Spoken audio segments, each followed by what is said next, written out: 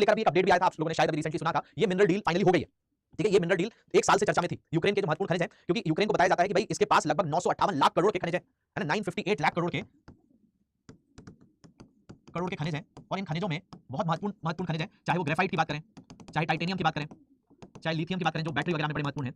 तो अमेरिका ने यूक्रेन को कहा था कि भाई यूक्रेन, आपको हमने लड़ने के लिए इतना पैसा दिया, तो उस पैसे के बदले में आप हमें क्या दोगे? खनिज दोगे। और मैंने आपको बताया भी था कि चाइना अभी वर्ल्ड लेवल पर सबसे बड़ा इसका प्रोड्यूसर है और चाइना को काउंटर करने के लिए अमेरिका ने यूक्रेन को इस तरीके से प्रयोग किया था। जेलेंस्की व्हाइट हाउस गए थे, एक वीडियो बड़ा वायरल हुआ था जिसमें जेलेंस्की के साथ बहस होती हुई नजर आ रही थी, जेडी वेंस और डोनाल्ड ट्रंप की। वो फिर वहां से सभा से छोड़कर आ गए थे। बाद में यूक्रेन पर दबाव बना और यूक्रेन ने फाइनली वो डील जो है साइन कर दी है। अब उस डील के तहत अमेरिका क्या करेगा? तो खनिजों को अमेरिका लेकर जाएगा। लेकिन आपको ये टेक वाले पोर्शन में इसलिए मैं पढ़ा रहा हूं क्योंकि ये जो महत्वपूर्ण खनिज है, इनके क्या काम है, इनके क्या पर्पस है, कौन कौन सी इंडस्ट्रीज इनके ऊपर चल रही है, ये आपको एटलीस्ट पता होनी चाहिए। तो यूक्रेन इनका एक बहुत बड़ा भंडार क्षेत्र बताया जाता है, जहां पर बड़े लेवल पर क्या है, प्रोडक्शन नहीं है लेकिन रिजर्व्स हैं। उन रिजर्व्स को अमेरिका हासिल कर लेगा, तो अमेरिका की जो चाइना पर डिपेंडेंसी है वो भी कम हो जाएगी। तो उस तरीके से चाइना जो अभी बड़े लेवल पर ग्लोबल सप्लायर है, उसको खत्म करने के कारण अमेरिका खुद अपने आप को मैन्युफैक्चर बनाना चाह रहा है और यूक्रेन के अंदर ये पूरा का पूरा काम किया जाएगा। तो अमेरिका ने सैन्य सहायता के बदले में यूक्रेन के 50% खनिज संसाधन तक पहुंच प्राप्त करने का प्रस्ताव रखा था, जो अब तो पास हो गया है ना? ट्रंप का दावा था कि यूक्रेन को पिछली सैन्य सहायता के बदले में अमेरिका को $500 बिलियन के संसाधन देने हैं। तो इतने पैसे हमें आप तो दे नहीं पाओगे क्योंकि आप तो खुद ही युद्ध लड़ रहे हो, तो आपके खनिज है हमें देते चलो। तो ये विशेष तौर पर यूक्रेन का जो क्षेत्र है, ये बहुत सारे खनिजों के लिए जाना जाता है, जिसमें rare earth metals, critical minerals, इन सारों की बात होती है। अगर हम बात करें तो यहाँ पर क्लीव क्षेत्र है, कीव क्षेत्र है, खार्किव है, जापोरिजिया है, ओडेसा है, खेरसान है, डोनेट्स है, लुहांस है, क्रीमिया है। इन सारे क्षेत्रों की अगर हम बात करें तो यहाँ पर ये ग्रेफाइट के रिजर्व, लिथियम के रिजर्व और टाइटेनियम और अन्य प्रोडक्ट मिलते हैं। ये लिस्ट एक जारी की थी स्टडी ऑफ वॉर ने, उसने बताया था कि भाई यूक्रेन में ये सारे खनिज मिलते हैं जो कि दुनिया के लिए बड़े ही मुकाम हासिल कर सकते हैं, क्योंकि चाइना आज इनको प्रोड्यूस सबसे बड़े लेवल पे करता है। तो चाइना के बाद दूसरा विकल्प यहाँ पर ये हो जाता है। तो दुर्लभ खनिजों की सप्लाई में चीन का कंट्रोल है। तो दुनिया भर में रेयर मिनरल्स की सप्लाई पर चीन का कब्जा है और पिछले कुछ दशकों में चीन दुर्लभ खनिजों के खनन और इसकी प्रोसेसिंग के मामले में सबसे बड़ा देश बन गया है। और माइनिंग टेक्नोलॉजी रिपोर्ट के मुताबिक चीन दुनिया के मामले में सबसे बड़ा देश बन गया है। और माइनिंग टेक्नोलॉजी रिपोर्ट के मुताबिक चीन दुनिया के 60 से 70% दुर्लभ खनिजों का उत्पादन करता है, जबकि 90% चीन में ही प्रोसेस होते हैं।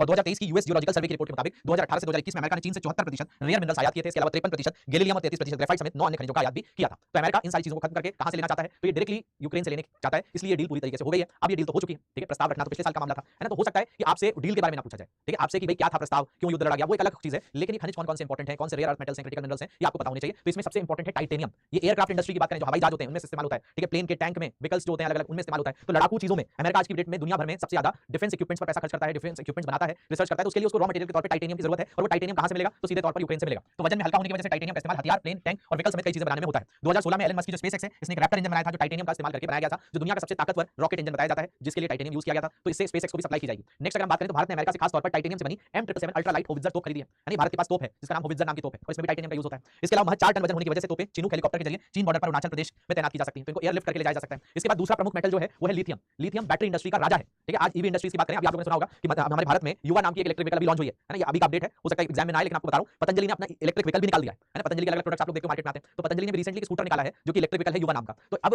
इलेक्ट्रिक व्हीकल्स पर पूरी दुनिया में काम हो रहा है, तो लिथियम इसमें सबसे ज्यादा प्रमुख जो है खनिज हो जाता है। तो ये केमिकल एनर्जी को स्टोर करके इलेक्ट्रिक एनर्जी में बदल देता है। आपकी छोटा सा जो सेल भी होता है, तो उसमें क्या है? केमिकल एनर्जी तो इलेक्ट्रिकल एनर्जी में चल रही है, चाहे घर का रिमोट चला रहे हो, है ना? चाहे आपके घर में जो घड़ियां हैं वो चल रही हैं, तो सेल ये ऐसी चीज में गाड़ियों की बैटरी है। तो जिस वजह से इसका इस्तेमाल electronic batteries, electrical vehicles, mobile समेत कई उपकरण बनाने में होता है। तो लिथियम भी एक बहुत बड़ा सप्लायर है। इसके बाद अगर हम बात करें तो एलन मस्क की कंपनी टेस्ला व्हीकल्स में लिथियम का खूब इस्तेमाल करती है और जंग शुरू होने से पहले मस्क यूक्रेन में दुर्लभ खनिजों का एक प्लांट भी शुरू करने वाले थे, जो हो नहीं पाया। तो जिसकी वजह से अब जो है ये डील जब से हो गई है, तो सीधे तौर पर इसका बेनिफिट अमेरिका को होगा।